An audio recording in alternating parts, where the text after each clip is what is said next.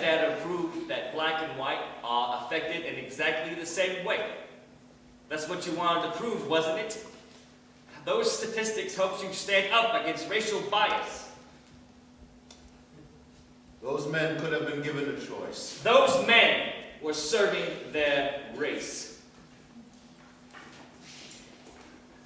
That's what that newspaper article was saying, Willie. That's what guinea pig means. They were all just watching. Waiting to see what that bad blood would do. Nurse Evans took you out that Birmingham line, didn't she? That penicillin could have saved being in Harlem.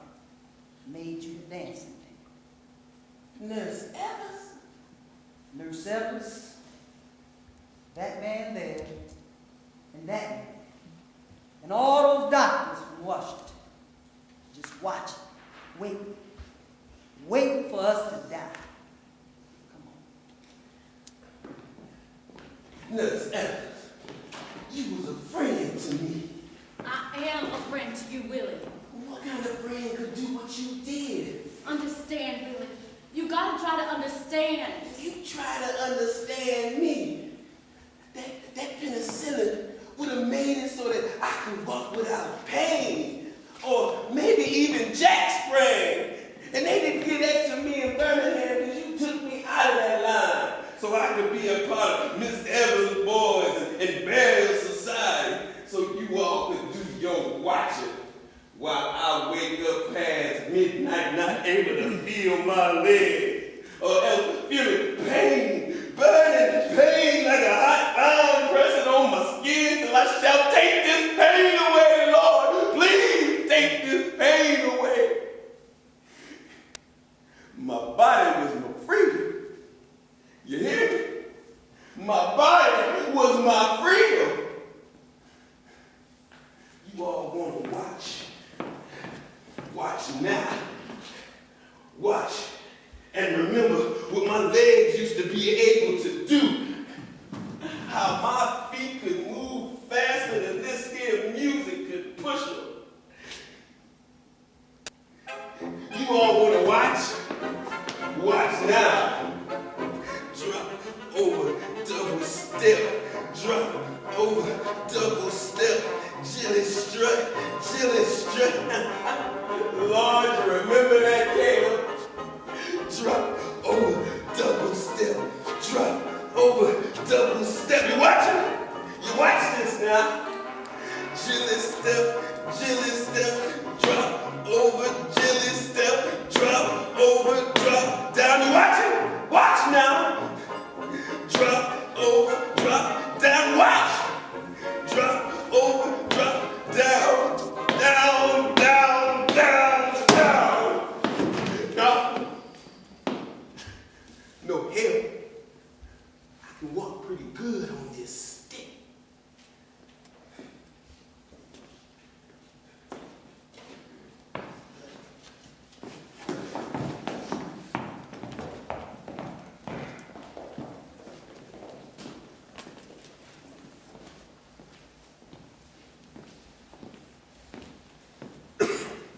I loved you men.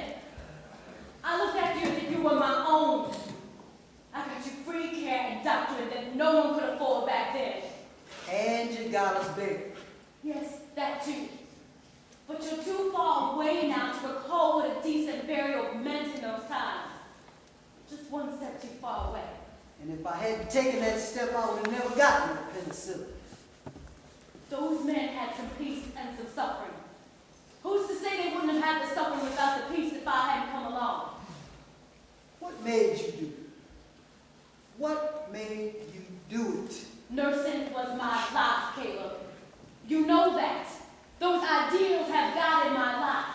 What ideals? Treat every patient the same. Follow what the doctors say. Eunice Evans, you did those ideals proud.